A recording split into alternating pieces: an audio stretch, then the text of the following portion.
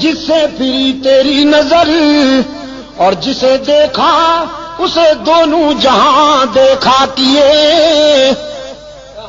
صدیقہ کائنات رضی اللہ تعالی عنہ افسردہ ہو کر اجازت لے کر اپنے باپ کے گھر آئیں، صدیق اکبر کے گھر آئیں، یہ سوچتے ہوئے کہ ماں کو درد دل سناؤں گی، باپ کے سامنے آنسو بہاؤں گی، لیکن فرماتی ہیں گھر پہنچی تو ماں بھی آنسو میں ڈوبی ہوئی ہے، باپ بھی قرآن کی تلاوت کرتے ہیں اور زارو قطار رو رہے ہیں۔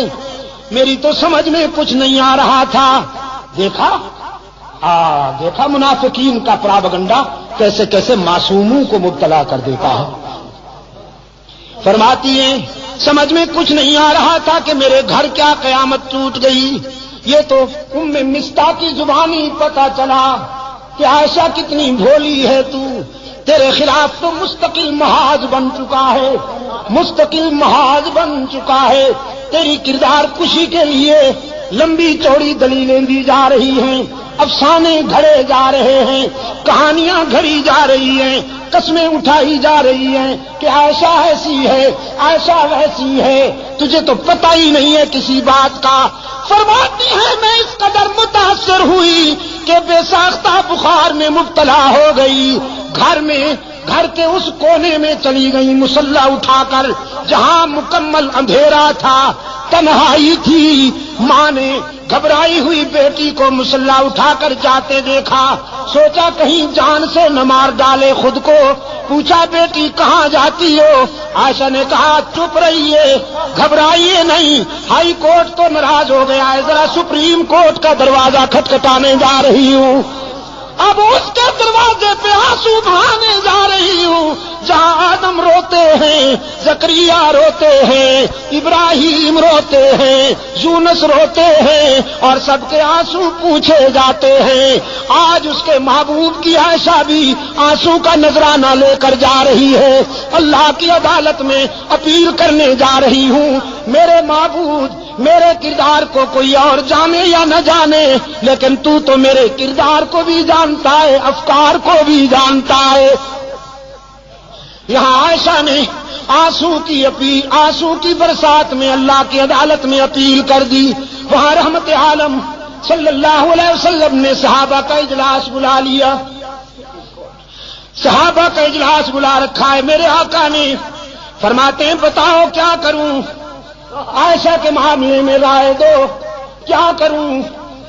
صحابہ رو رہے ہیں، کسی میں جرأت گفتار ہی نہیں، آنکھیں برس رہی ہیں، سسکیاں سنائی دیتی ہیں، آہوں کی آواز آتی ہے۔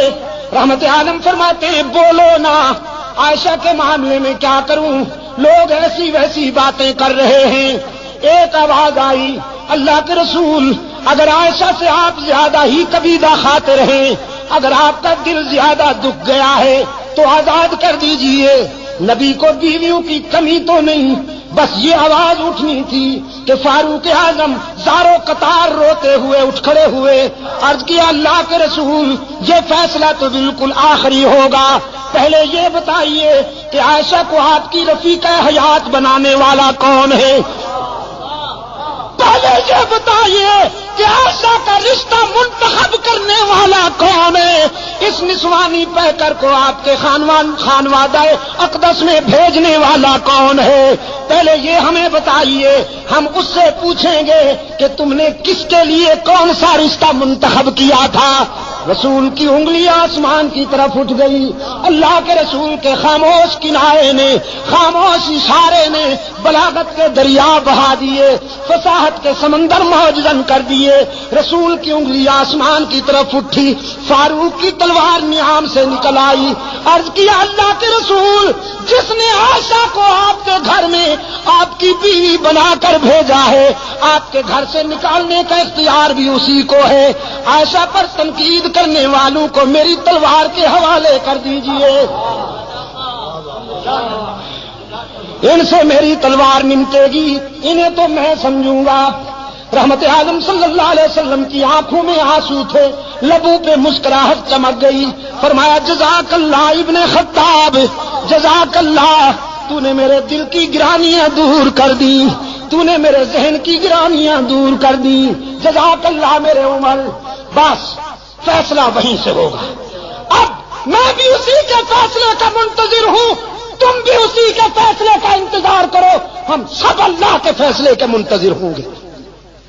یہاں سے نعرہ تکبیر، نعرہ تکبیر، اسلامی انقلاب، شان صحابہ، شان صحابہ، مولانا عبد المجید شاہ ندیم، مولانا ضیاء الرحمان فاروقی، حضرت مولانا محمد ایوب جان پنوری، چترال کے غیور عوام، مجاہدین افغانستان، ہم سب اللہ کے فیصلے کا انتظار کریں گے۔ میرے آقا یہاں سے اٹھے اور چترال کے روشن ضمیروں، جانتے ہو کہاں پہنچے؟ ایک گھر بڑا خوش نصیب ہے، ایک گھرانہ بڑا خوش نصیب ہے، ساری کائنات رسول کے قدموں میں، اور رسول ابو بکر کے دروازے پر،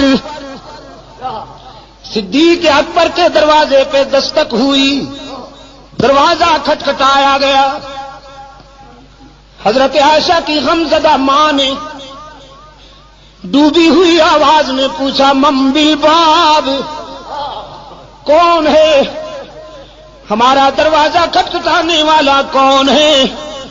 بس چھوڑ دو ہمیں اپنے حال پر، ہمیں کیوں ستاتے ہو، ہمیں کیوں تڑپاتے ہو، ہمیں اپنے حال پہ رہنے دو۔ باہر سے کوثر و تسنیم میں دھلی ہوئی آواز بلند ہوئی، ابو بکر کے گھر والوں دروازہ کھولو نا، تمہارے دروازے پہ آسمان رسالت کا سراج منیر آیا ہے، عبداللہ کا یتیم آیا ہے، محمد عربی آئے ہیں، دوڑتی ہوئی آئی ہے۔ حضرت عائشہ کی والدہ دروازہ کھولا، رحمت عالم صلی اللہ علیہ وسلم کو دروازے پہ موجود پایا، عرض کیا اللہ کے رسول آپ، صبح صادق طلوع ہو گئی، شام غم کو سویرا مل گیا۔ رحمت عالم صلی اللہ علیہ وسلم نے فرمایا باقی باتیں بعد میں، پہلے یہ بتاؤ میری عائشہ کہاں ہے؟ عائشہ کہاں ہے؟ اور حضرت عائشہ فرماتی ہیں میں اپنی والدہ اور اپنے آقا کے الفاظ سن رہی ہوں، میرے دل نے تقاضا کیا کہ اٹھوں اور دامن رسول سے چمٹ کر جی بھر کے رو لوں، سارے دل کا بوجھ اتار دوں، لیکن پھر میرے ضمیر نے میرے قدم روک لیے۔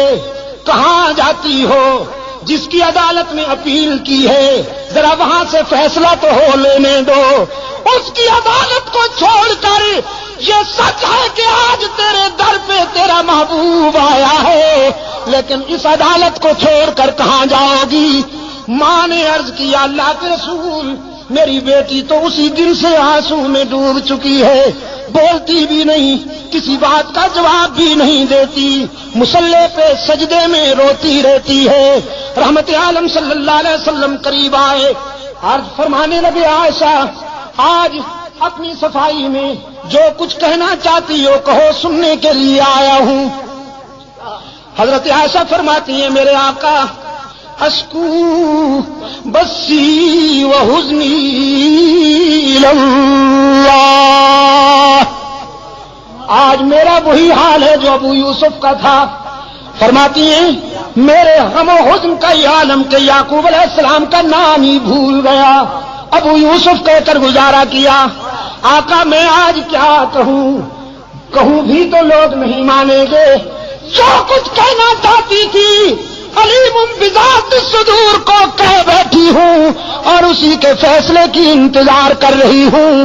وہ یوسف پر الزام کی صفائی دینے والا ہے، وہ موسیٰ پر الزام کی صفائی دینے والا ہے، وہ عیسیٰ پر حضرت مریم پر لگائے جانے والے الزام کی برات کرنے والا ہے۔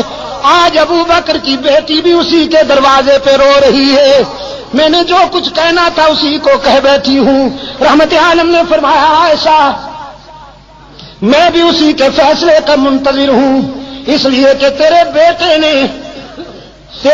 نے تیری مثل سپریم کورٹ میں بھیج دی تھی، عمر نے تیرا کیس اللہ کی عدالت میں بھیج دیا ہے، میں بھی اسی کے فیصلے کا منتظر ہوں۔ صدیقہ فرماتی ہے میں نے سوچا وہ بڑا بے نیاز ہے، نہ معلوم کب فیصلہ آئے گا، یہ تو معلوم ہی نہیں تھا مجھے کہ ہمیں میدان و ہمیں گو۔ حضور بیٹھے، چہرے پر وہ پسینے کی بوندیں چمکنے لگی جو وحی کے وقت ہوا کرتی تھی، چادر اوڑھ لی اور جسد اطہر پر وہ کپ کپی تاری ہو گئی جو وحی کے وقت ہوا کرتی تھی۔ میں سمجھ گئی کہ کال مل گئی ہے، رابطہ قائم ہو گیا ہے، کانپتی ہوئی اٹھ بیٹھی، دیکھوں فیصلہ کیا ہوتا ہے۔ ماں بھی قریب آ بیٹھی ہے۔ رحمت عالم صلی اللہ علیہ وسلم پر کچھ دیر وحی کی کیفیت طاری رہی، پھر حضور نے چہرہ اطہر سے چادر اٹھائی۔ حضرت عائشہ فرماتی ہیں میں نے غور سے چہرہ رسول کو پڑھا اور رسول کے چہرے پر نظر پڑتے ہی میرے ضمیر نے مجھے بشارت دی، عائشہ مبارک ہو تو کیس جیت گئی، تیری شاہ میں غم ختم ہو گئی۔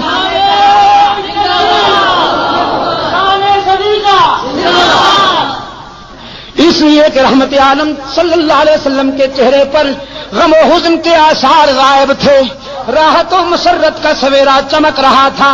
چادر ہٹاتے ہی رحمت عالم صلی اللہ علیہ وسلم نے فرمایا عائشہ مبارکباد دیتا ہوں، اے صدیق کی بیٹی، تیرے مقدر کا کون مقابلہ کرے کہ موسیٰ پر الزام لگے تو ایک عورت وکیل صفائی بنتی ہے، یوسف پر الزام لگے تو ایک لڑکا وکیل صفائی بنتا ہے، مریم پر الزام لگے تو عیسیٰ بچہ وکیل صفائی بنتا ہے، لیکن ابو بکر کی بیٹی یہ تیرا مقدر ہے کہ جب منافقین نے تجھ پر تنقید کی تو خود رب العالمین وکیل صفائی بن گیا، خود رب نے تیرے کیس میں وکالت کی ہے۔ اور قرآن اترا الخبیثات للخبیثین والخبیثون للخبیثات والطیبات للطیبین والطیبون للطیبات اولئک مبرؤون مما یقولون لهم مغفرۃ ورزق کریم۔ اور میں حضرت شیخ الحدیث مدظلکم میں اسی موڑ پر کہا کرتا ہوں اور اللہ سے دعا کرتا ہوں کہ حشر میں بھی وہ مجھے یہ سعادت بخشے۔